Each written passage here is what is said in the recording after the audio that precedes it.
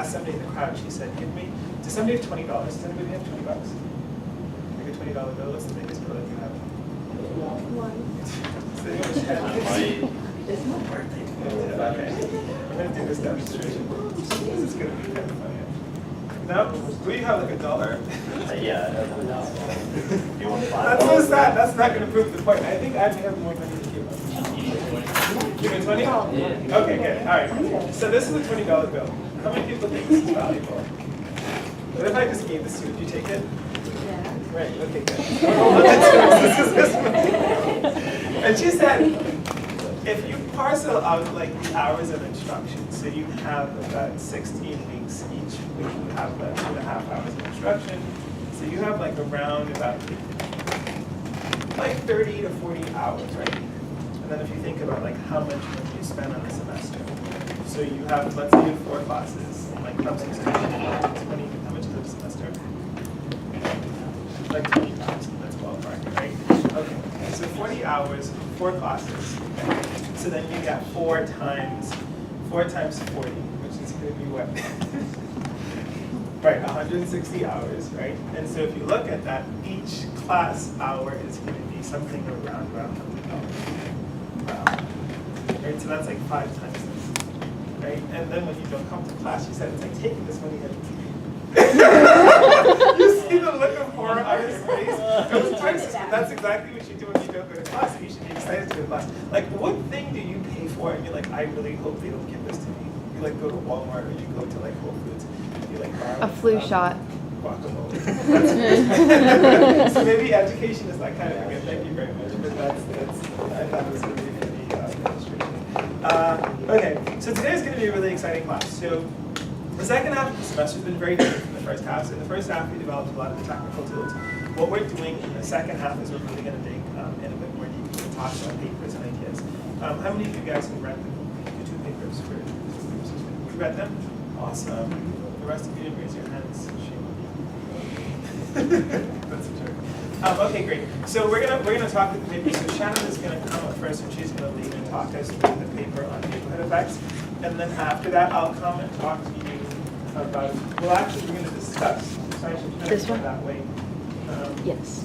This paper on peer effects with random assignments, the results from document. And I chose this paper intentionally because we're talking about peer effects, and like you guys are in college and your mates, and so like this is such a natural context for you to really think about the social influences that you exert on your peers and that they exert on you. And so it's going to be like very collaborative and very discussion oriented, where we're essentially going to go through the paper from front to back, and I'm going to emphasize some of the main things.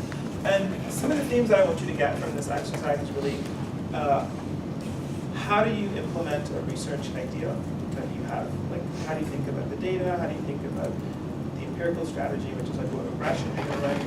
And then also, how do you interpret the results? And then circle them back to answering the policy question or the economic question that you wanted to answer. And then we close with this last paper here, which is more like something that you would read like in a book or a newsweek or something like that, right? Like where it's for like a general audience that's reasonably well informed and wants to be informed by the issues, but you don't see any regressions, you don't see any Greek letters in here, right? So this is kind of like, all right, ultimately we've done the work we want to communicate. So this work is like for like a more specialized kind of technical audience. This is going to be how do you digest that in kind of like a multi-million work. So that's our roadmap for today. So Shannon is going to be the top of the discussion. Yeah, she's a fantastic tutor. Let's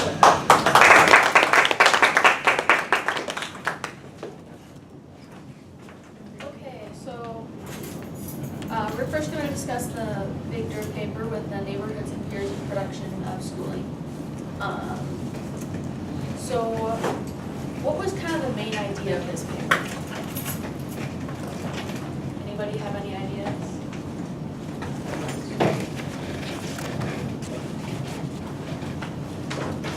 So it's looking at effects on learning in school, right? So like what are some of the effects that they talked about? The location you live in, I'm sorry? like the way you live. Where you live. Yes, that's good, like the neighborhoods. Okay, and then what was the other big one? Who you live with. Who you live, well, who you go to school with. It's gonna be, yeah. So those are the two main things that they looked at and how they affected like your learning in school and your, like test scores. So the main conclusion, what were some of the main ideas that they found? What were the results that they found?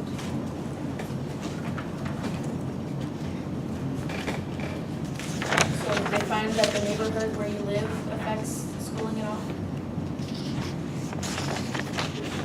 Yes, only modestly though, right? Only partially. And then, did they find that who you're in your classmates? Did they find that your classmates affect your learning? Yes, they found better results there, right? Yeah.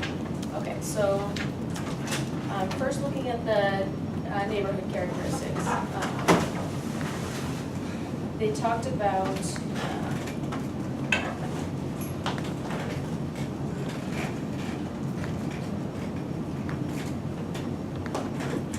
so they talked about using the public schools using local source revenues to fund capital and operating expenses. So what does that mean exactly? That means that like maybe you're gonna have poorer resources in a poorer neighborhood. So then, maybe the idea is that then you're not gonna necessarily have good, better learning environment because you've got poorer resources. However, they do find that evidence suggests that that's not necessarily true. If you fix all these inputs, it's not necessarily gonna lead to equalization just because like the teachers still want to teach in the poorer communities. Everybody follow that? Okay. So they also found like different perceptions student perceptions in returns to school. So students would they could maybe see fewer successful neighbors that were highly educated in a poorer neighborhood, but they could also see like more successful neighbors that were with little education. So there's two different kinds of things there. Does that make sense?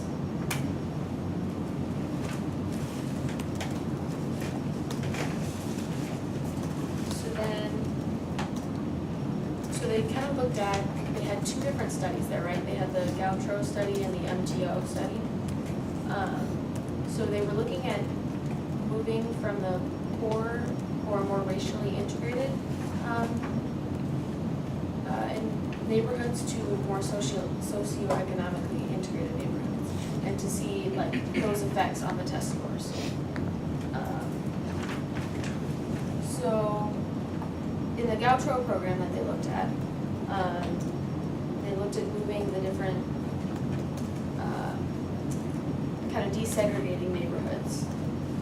And then they found in the Chicago area.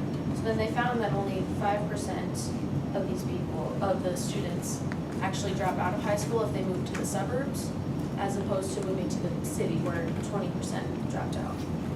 And they also found that 54% of those that moved to the suburbs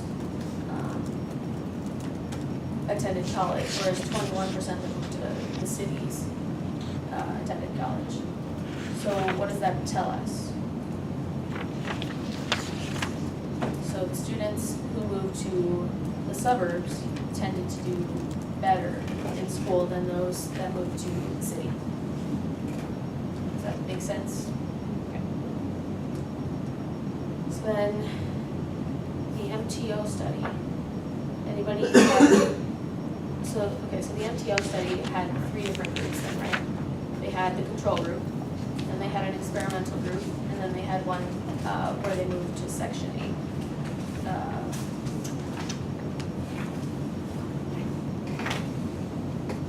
Only. So they had vouchers for people in the experimental group, and those people could move to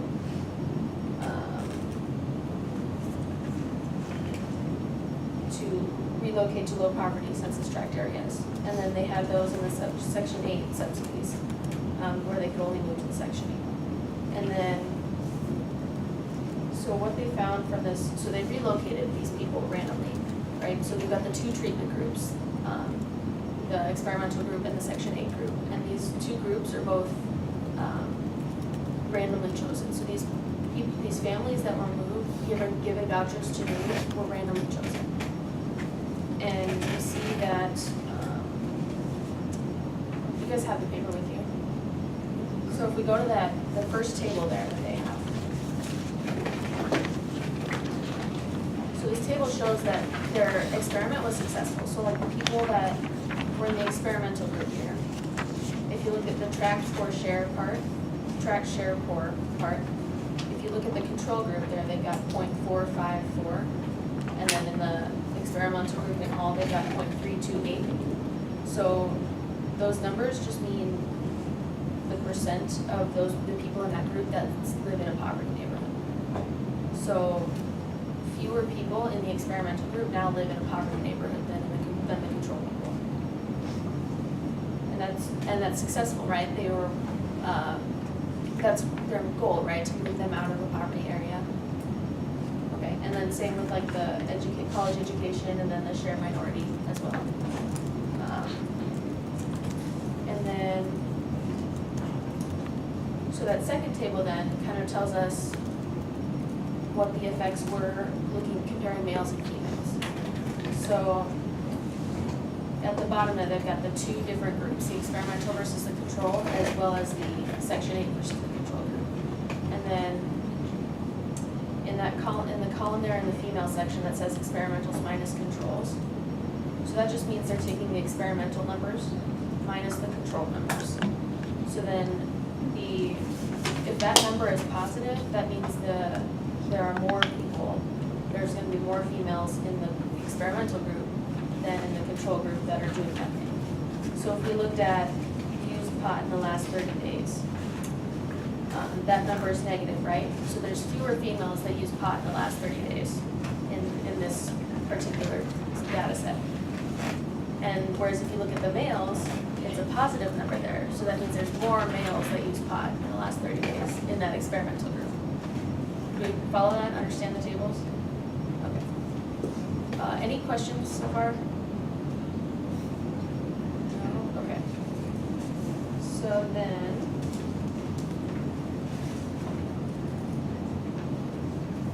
the conclusion that they came to then in looking at these two studies is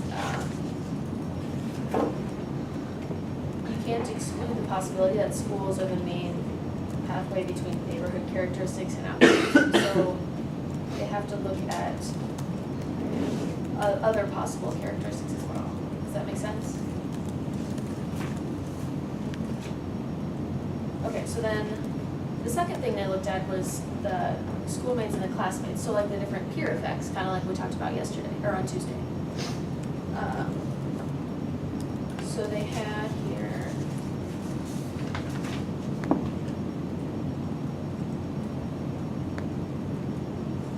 so they talked about local financing and maybe wealthier classmates might mean there's better resources, right?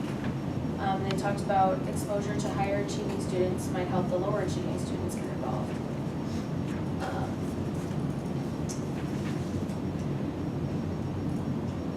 So if you've got higher achieving students in your class, what two different possible outcomes could there be in your specific behavior? So the higher achieving students might help the lower achieving students get motivated, right? That was one of them. And then another one, it could also have a negative effect. Like you could convince them that they have no chance of success, even if they apply their own effort, because these other people are making them feel worse about themselves. So thinking about the lecture on Tuesday, and the different peer effects models that we looked at, what would an example of, or which peer effects model would be, would this second example be an example of? Like, when they convince them they have no chance of success, which peer model effect is that going to be an example of? The invidious comparison? Yes, perfect. So then, so basically then, these high achievers are gonna make others feel bad about themselves in comparison. That was basically the peer effect model, the insidious comparison. Okay? Okay, so then another topic they looked at was maybe direct contribution of an individual's education. So if students maybe converse with each other and help each other learn, which one of those mechanisms we talked about on Tuesday is that an example of? Can you repeat that? Yeah, so when students in the classroom discuss with other students and learn from other students in like group work, which one of those three mechanisms that we talked about on Tuesday is that gonna be an example of?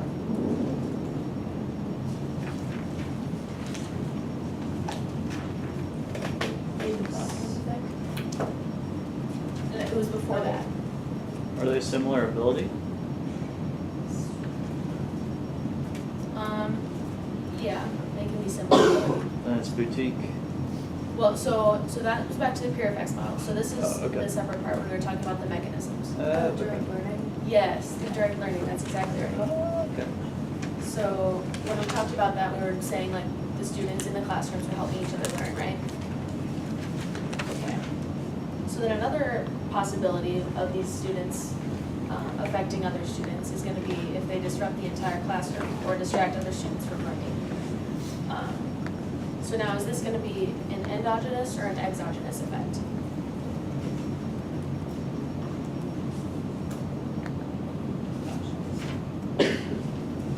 What was that? Endogenous? Yes, endogenous, exactly. Because your individual behavior is affected by the behavior of the rest of the group. If the rest of the group is acting out and distracting the rest of the class, you're not gonna learn as well. And then kind of back to the peer effects models then, which model is that gonna be an example of? Yes, the bad apple model, perfect.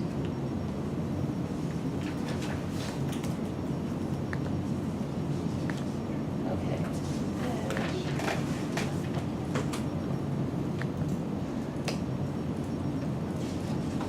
So then, if we were to kind of compare this to like the MTO experiment thing that they did, how would we conduct the same experiment?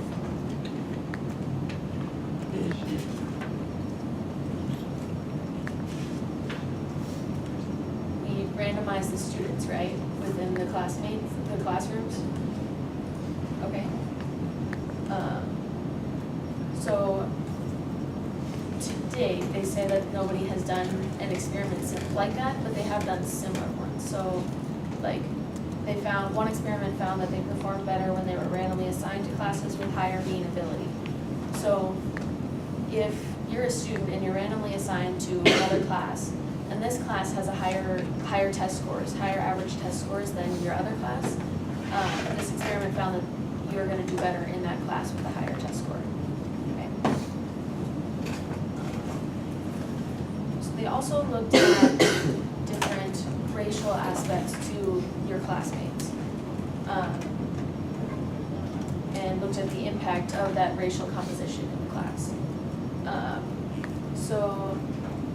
Another study they looked at was looking at the court-ordered desegregation in the 60s and 70s, and then compared that to before and after that desegregation.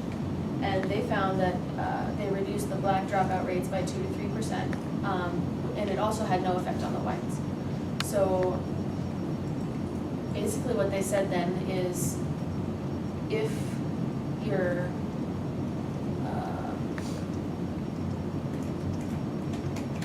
desegregated, so you're more racially mixed together, then the black dropout rates are going to be lower. So the black students are going to do better in classes. And then they had another study where they looked at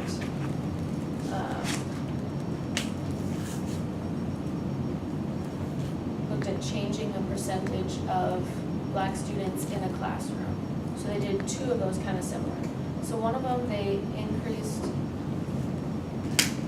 the percentage of black classmates in class, And then another one, they reduced the percentage of black classmates. So the one where they reduced the black classmates increased the black test scores as well as the white test scores. Whereas where they increased the percentage of black classmates, it decreased the black test scores. So they basically they did opposite things and they had opposite effects. So they, these two studies kind of showed the same thing, right? Okay.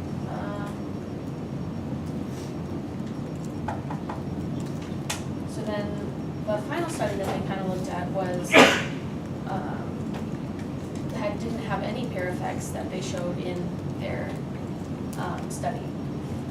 And so they kind of cited that as being, they were looking at elementary students rather than middle school students, whereas the other couple studies, they were looking at middle school students. So their thought is maybe if they're using elementary school students, then they're not going to have, the peer effects aren't going to be as strong because they're younger and less developed.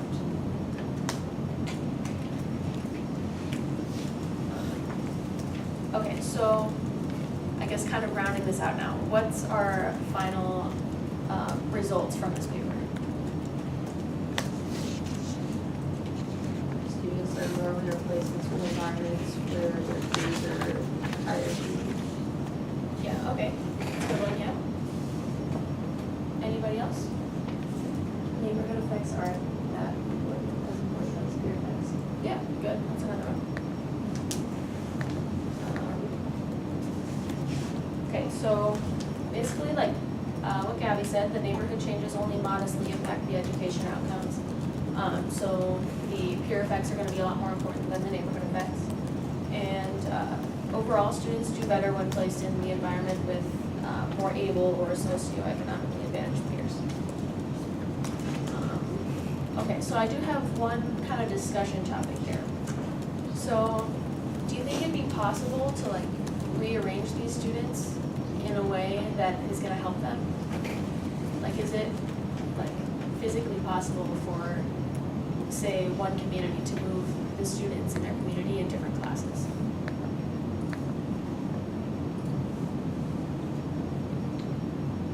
Like within different schools, like what? Within, yeah, so within the community, so in different schools, like kind of what they're saying here. they From like want- different districts within the town? Yeah. To different schools? Is that what How, you're saying? socially beneficial is that gonna be? Like if we could compare the costs and the benefits to that. Well, where I'm from, we kind of had that. We pretty much had like the other side of the tracks, and they had kind of their own little schooling district. Okay. And then the, upper middle class side of the town had their own, and they separated them for elementary school and middle school. But when they put us all together for high school, they had honors classes and college prep classes and then regular, so they divided it up into 3 sections and kept them separate in school. Okay. And it helped, I guess, the honors kids the most because we were challenged the most. Okay, that makes sense. So then they're putting the more, the higher achieving students with the higher achieving students, right? Yeah. So then that would definitely be helpful. But say they wanted to do it for like your elementary schools or your middle schools, like what kind of costs would go into that? Well, I guess you have to have like the costs of a school, because one of the elementary schools was kind of the gifted, it was like the gifted and talented elementary school, and so they kind of separated the kids off early. It's a really rough town. Sounds pretty rough. It's really rough. Okay, so, and then, yeah, Like there'd be increased transportation costs? Yeah. And Yeah. like things of that nature, like daycare and stuff like that. For yeah, exactly. You can't have your neighbors take care of your kids because maybe they're going to different schools at different times. Yes, that's good. And then, along those lines, like how does that affect the students if they have to like all of a sudden move schools. It's traumatizing. Yeah, it's slightly more traumatizing, right? So I guess my overall question here, do the benefits that come from moving those students outweigh the costs, or no? Like, to the point of the traumatizing aspect, I think if the student is already like gifted in or like excels in like social situations, then like that aspect wouldn't be as big of an issue for them. So there might be more benefits, but if they don't have pre-existing like social skills, like especially in elementary school, moving and losing all your friends to like the new one, even if like some school like I know we like changed they like called it like redistricting and when I was going to 4th grade, and so like half of our school moved with like half my grade were people that I had gone to school with before and half weren't, and like some kids really took it hard, like they didn't have any friends for like a whole year because their friends were at the old school. So like someone like that, like they're not going to perform as well in like a classroom because there's so much of a social aspect in elementary school that you might not see in like a high school setting. Yeah, that's very good. Yeah, and also, I mean, it very much so depends on the kid, but it also depends on sort of the area. Like for example, if you have like 5 or 6 schools within 5 minutes of each other in like Atlanta, it'd be a lot easier logistically than say in Charleston, where you have probably 5 schools, 6 schools that serve, I don't know, like a 40-mile radius. It's like 30 or 40 minutes between like your next best option. So Yeah. that could be the other part of it too. Yeah. Anybody else? So it'd be hard to do in areas that have a high private school population, like where a lot of the like upper middle class and middle class children go to private schools. It would be hard to I guess rearrange the classroom settings because most of the people that went to public school in that area might be lower income, so it'd be kind of hard to like disperse those students. Okay, yeah. Okay. Any other opinions? Okay, so I guess that's all I have. Do you have anything to add?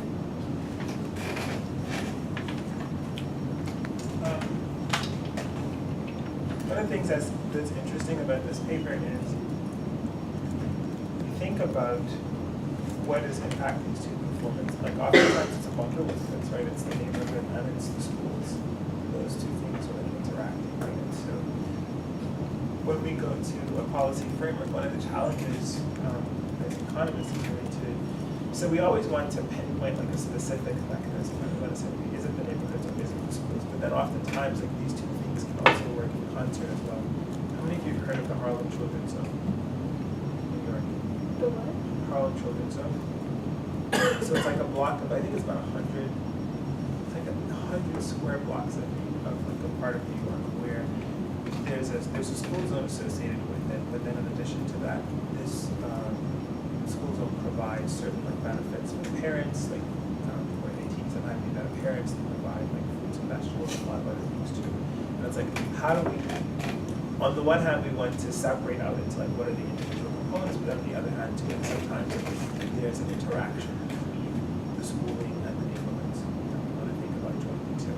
So one of the things that was really fascinating about this paper is really trying to separate out these two effects, but then also recognizing to the interplay these effects. Let's thank Shannon for.